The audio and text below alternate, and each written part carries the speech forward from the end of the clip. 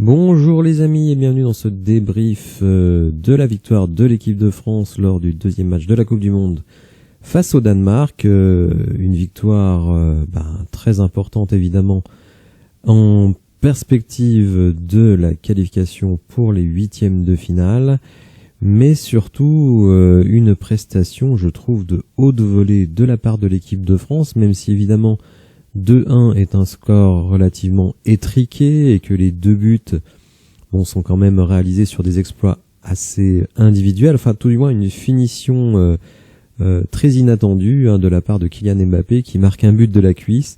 Ça c'est le deuxième but, et le premier but, on va dire avec un tir un petit peu pourri. Mais bon, ce sens du but, cette volonté de marquer, c'est quand même ce qui fait la différence, et ça c'est évidemment très très positif. Cette victoire, c'est la deuxième victoire de l'équipe de France dans cette Coupe du Monde, après la victoire 4-1 face à l'Australie. Mais il faut bien dire que en termes de qualité d'adversaire, on est quand même monté de plusieurs crans. Puisque vous allez le voir ici dans le classement FIFA, le Danemark est tout simplement 10e, alors que je crois que l'Australie est aux alentours de la 38e place. Et surtout, l'historique récent de nos confrontations avec le Danemark ne plaidait pas tellement en notre faveur. Vous le voyez ici, c'est notre troisième rencontre face au Danemark cette année 2022. Alors hier c'est une victoire, mais vous vous en souvenez sans doute, 2-0 pris au Danemark en Nations League, après une défaite à domicile au mois de juin 1-2, et un petit 0-0 en Coupe du Monde 2018 face aux Danois. Donc c'était pas gagné d'avance, loin de là. Et pour le coup, pour la France, c'est vraiment une bonne performance, et je trouve qu'en plus c'est mérité. On va le voir dans les statistiques de toute façon, mais je trouve que la France a fait un très très bon match, et d'une certaine manière, même si on avait fini à 1-1, j'aurais été évidemment déçu, mais j'aurais trouvé que c'était mal payé pour la France. Finalement, la victoire vient, je trouve, couronner une très très bonne prestation. Alors c'est intéressant également de regarder le succès populaire de ce match, puisque, je vous le rappelle, le match contre l'Australie avait été suivi par 48% des téléspectateurs devant leur télévision. Eh bien hier, on pouvait s'attendre à un score supérieur, et vous allez voir, le score il a été explosé, parce que certes 12 millions c'est moins que le match de la semaine, mais évidemment il y avait sans doute moins de gens disponibles, et notamment je pense pour les matchs de football des équipes amateurs. Donc 12 millions, mais ça représente quand même 63% de part d'audience, sans compter celle de beIN Sport, donc on est sans doute à 65-66. Donc 2/3 des gens devant leur télé ont regardé le match, et en plus ont vu un très bon match. Donc je pense que ça va vraiment continuer à booster, même si on peut penser que le match contre la Tunisie sera moins suivi, mais bon, les huitièmes de finale et peut-être la suite, parce que évidemment les deux premiers matchs sont plutôt bons de la part des Français, mais ça ne présume pas grand-chose non plus de ce qui va se passer dans le futur. Alors, on va commencer avec quelques petites stats annexes assez intéressantes, je pense. On voit que Antoine Griezmann, donc qui a donné la balle de la victoire à Kylian Mbappé, on est à 26 passes décisives. Il légalise Zinedine Zidane. Évidemment, il n'est plus qu'à une passe de Thierry Henry. Alors, pour Platini et Kopa, je pense que c'est sans doute très sous-estimé. Kopa, j'ai pas connu, mais au moins Platini, parce que je ne sais pas comment étaient comptabilisées les passes décisives à cette époque-là, mais et puis sans doute il y avait beaucoup moins de matchs, faut quand même le dire. Donc le chiffre du nombre de passes décisives, moi je préfère les moyennes, parce que évidemment si vous jouez beaucoup plus de matchs, vous avez beaucoup plus de chances de faire des stats. Autre stat pour Kylian Mbappé, qui devient le deuxième joueur à avoir inscrit 7 buts avant l'âge de 24 ans à la Coupe du Monde, après ni plus ni moins que le roi Pelé. Donc évidemment ça le situe là encore sur cette statistique parmi les plus grands joueurs de l'histoire. Petit point noir, si on veut chipoter, mais bon, ça dit quand même quelque chose. C'est que l'équipe de France n'arrive pas à faire des clean sheets. Vous voyez quand même, 7 des 8 derniers matchs, toutes compétitions confondues, elle a encaissé au moins un but. Donc ça reste quand même toujours un petit peu un point embêtant, parce qu'évidemment, dans les quarts, dans les huitièmes et compagnie, encaisser des buts, ça veut dire qu'il va falloir remonter, et ça c'est quand même un petit peu embêtant. Bien, alors vous le savez, sur la chaîne, j'évite de focaliser sur les individualités, même si de temps en temps c'est intéressant d'en ressortir une ou deux, parce qu'évidemment moi je reste toujours sur la performance collective. Là en plus je trouve que la performance collective a été vraiment bonne, donc c'est difficile de détacher des joueurs. Alors évidemment on peut parler d'Mbappé qui met 2 buts, moi je pense que 8 c'est exagéré, parce que il y a quand même beaucoup de déchets dans son jeu hier, et en première mi-temps il est quasiment invisible. C'est vrai que Giroud a été décevant, et malheureusement celui qui l'a remplacé, Marcus Thuram, n'a pas été bon non plus, donc nos numéros 9 n'ont pas été franchement convaincants hier. Par contre, le reste de l'équipe, ça a vraiment été masterclass, hein. Alors, Adrien Rabiot, malheureusement, est totalement responsable sur le but marqué par les Danois, puisqu'il se retrouve derrière le buteur, alors que normalement, il devrait être devant pour l'empêcher d'enclencher son mouvement de la tête. Mais sinon, franchement, dans le jeu, je trouve que c'est un joueur qui est hyper intéressant. Il remplace à mon avis très très bien Pogba, c'est-à-dire dans le rôle d'un milieu de terrain qui récupère énormément de ballons, mais qui est aussi très dangereux offensivement. En première mi-temps, c'est même lui qui a tenté le plus de tirs, et d'ailleurs on se souvient de sa tête qui aurait même pu ouvrir le score. En deuxième mi-temps aussi, il a eu des occasions offensives très intéressantes. Donc bon, je le sais, je défends peut-être à l'excès Adrien Rabiot, mais il est tellement méprisé dans les médias. Et comme je l'ai dit dans ma précédente vidéo, j'ai même des collègues avec qui j'ai dû un peu me fighter pour défendre Adrien Rabiot, qui est souvent ramené à des choses totalement accessoires, c'est-à-dire le comportement de sa mère, dont évidemment il ne peut pas se défaire, hein, c'est sa maman, c'est son agent, donc bon, c'est quand même pas de sa faute si parfois, on va dire, elle franchit la ligne jaune.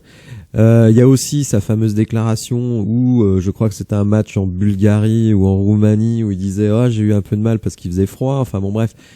Et puis alors surtout ce qui lui est très reproché, c'est d'avoir refusé d'être sur la liste des suppléants à la dernière Coupe du Monde, où il n'était pas dans la liste des 23, il était parmi les suppléants, et il avait demandé à Didier Deschamps de ne pas le retenir.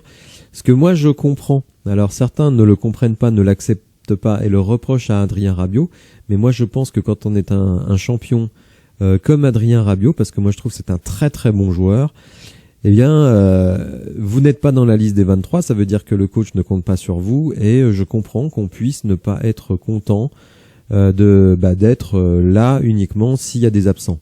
Et d'ailleurs on se rend compte que finalement c'est lui qui a raison, puisque maintenant il est titulaire, et en plus il est vraiment très très bon.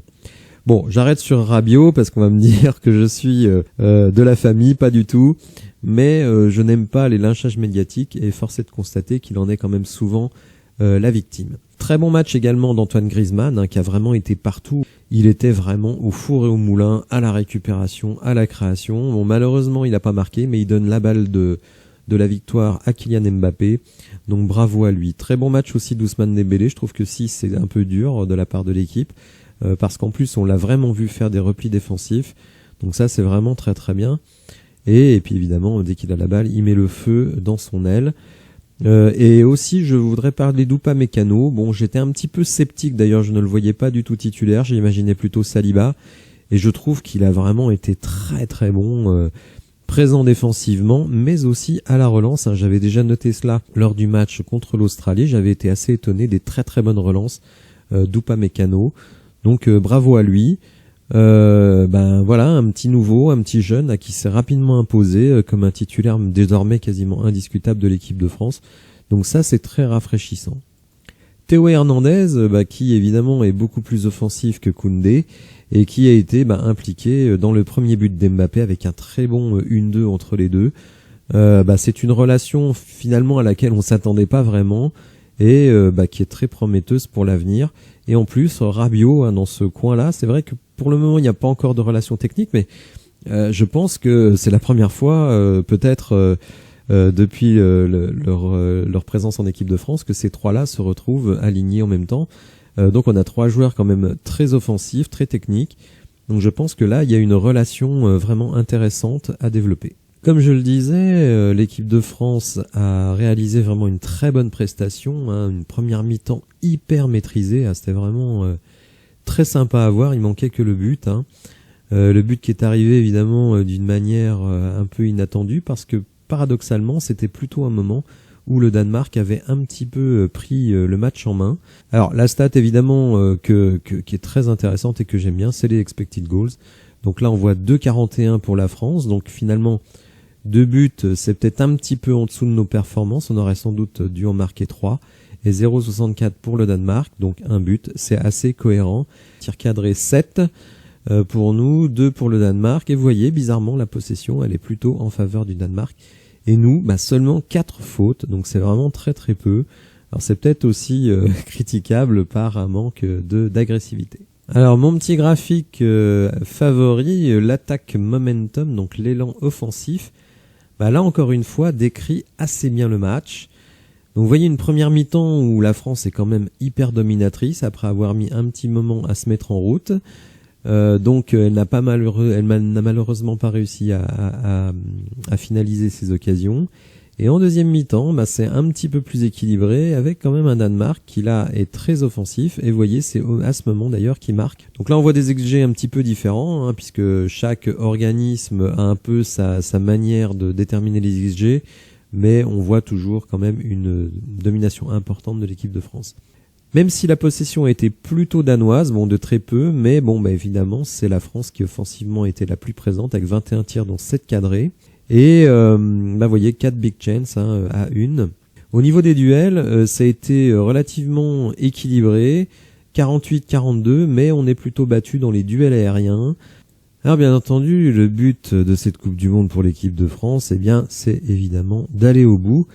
Et donc pour aller au bout, on est bien obligé de regarder les autres matchs, alors aussi par plaisir, faut le reconnaître, même s'il y a quand même pas mal de purges dans cette Coupe du Monde. Énormément de 0-0, je ne sais pas si on n'est pas en train de battre un record de 0-0, j'ai pas regardé la stat, mais j'ai regardé pas mal de matchs et évidemment je trouve que hormis l'Espagne, mais qui n'a joué pour le moment que le Costa Rica, d'ailleurs je pense que le match ce soir contre l'Allemagne sera vraiment à ne surtout pas rater, il n'y a pas énormément d'équipes qui nous ont vraiment impressionnés sur la durée. L'Argentine hier a fait une purgeasse assez impressionnante jusqu'à ce que Léo Messi débloque la situation sur un exploit individuel. D'ailleurs, je crois que les XG de l'Argentine sont extrêmement faibles, donc Messi réalise 2 exploits pour mettre son équipe devant. Parmi les grosses nations, l'Angleterre, alors vraiment hier l'Angleterre ça a été d'une nullité abyssale. Et alors la Hollande, les Pays-Bas, mon Dieu, qu'est-ce que c'était mauvais. Ils avaient déjà gagné le premier match sans vraiment convaincre, mais alors contre l'Équateur, mais c'est un miracle pour eux de terminer avec un match nul parce que franchement l'Équateur méritait de gagner mais 1000 fois. Donc les Pays-Bas que j'avais plutôt en haute estime avant la compétition, franchement, comme l'Argentine d'ailleurs, c'est très très négatif. Après l'Angleterre, j'y croyais pas trop, donc ça n'a pas changé tellement mon point de vue. Le Brésil, lui, je dirais, a fait un peu un match comme l'équipe de France, 0-0 à la mi-temps face à la Serbie. Un match très sérieux des Brésiliens, jusqu'à ce que, c'est vrai, un exploit individuel, mais c'est aussi le résultat d'un jeu très offensif. Faut dire aussi que si nous on aligne 4 offensifs, alors lui, le Brésil fait encore mieux, puisqu'avec un Paqueta en milieu récupérateur, ils alignent 5 offensifs. Alors j'ai trouvé justement qu'il manquait un petit peu de monde au milieu de terrain. Je pensais que le coach ferait rentrer Bruno Guimaraes pour justement assurer davantage la relation entre la défense et l'attaque. Évidemment pour le Brésil, blessure de Neymar, entorse de la cheville, une cheville assez gonflée. Bon, il devrait manquer les 2 prochains matchs, mais devrait revenir pour les 8e de finale. Le Portugal, évidemment, avec une équipe extrêmement impressionnante sur le papier. Je pense qu'ils iront quand même assez loin, les Portugais. Le Ghana, 2 buts, mais alors vraiment des cadeaux, et il a failli en avoir un 3e. Et le Portugal aurait pu finir à égalité. D'ailleurs, Cristiano Ronaldo a été exprimé véhément avec beaucoup d'énervement sa façon de voir au gardien portugais qui a fait quand même de sacrées boulettes. Suisse-Cameroun, je n'ai pas vu, donc j'attends de voir le prochain match de la Suisse. La Belgique, ça a été très très nul, faut quand même le dire. Je pense que c'est vraiment une équipe en bout de course. Ils ont laissé passer leur chance, les Belges, et je ne les vois pas du tout faire quelque chose dans cette Coupe du Monde. L'Espagne, évidemment, a impressionné, mais face à un Costa Rica qui a 0 tir dans tout le match, 0,00 expected goals, enfin vraiment pathétique. Cette équipe n'a absolument pas le niveau de la compétition. Évidemment l'Allemagne qui s'est fait cueillir par le Japon. Je n'ai pas vu le match, là aussi je ne vais pas en parler. J'attends de voir l'Allemagne face à l'Espagne ce soir. Ça devrait être extrêmement intéressant. Alors nous, notre prochain adversaire, c'est la Tunisie. Alors, la Tunisie qui est mal en point, faut bien le dire. Les Tunisiens avaient réalisé une bonne performance lors du premier match en arrachant le match nul face aux Danois. D'ailleurs, les deux équipes sont à égalité. Didier Deschamps a d'ores et déjà confirmé qu'il allait faire des rotations importantes dans l'effectif. Donc, a priori, Steve Mandanda devrait débuter au poste de gardien. Est-ce qu'il va faire reposer Mbappé ? Je ne sais pas, c'est difficile à dire. Je pense que Griezmann, lui, sera mis au repos. Je pense que Varane va jouer une partie du match pour avoir beaucoup plus de rythme. Mais je pense que Coman sera titulaire. Peut-être Thuram le sera aussi à la place de Giroud. Bref, il faut s'attendre quand même plutôt à une équipe B face à la Tunisie. Un match nul de l'équipe de France suffit à avoir la première place du groupe. Donc vous le voyez, pour le moment, le deuxième du groupe C, c'est l'Argentine. Mais dans ce groupe, absolument rien n'est joué. Vous voyez, toutes les équipes se tiennent dans un mouchoir de poche.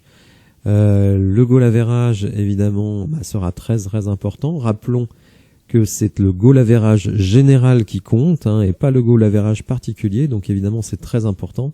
Et la Pologne, mine de rien, qui fait pas une Coupe du Monde exceptionnelle, avec un +2, a déjà un avantage sur l'Arabie Saoudite et évidemment le Mexique.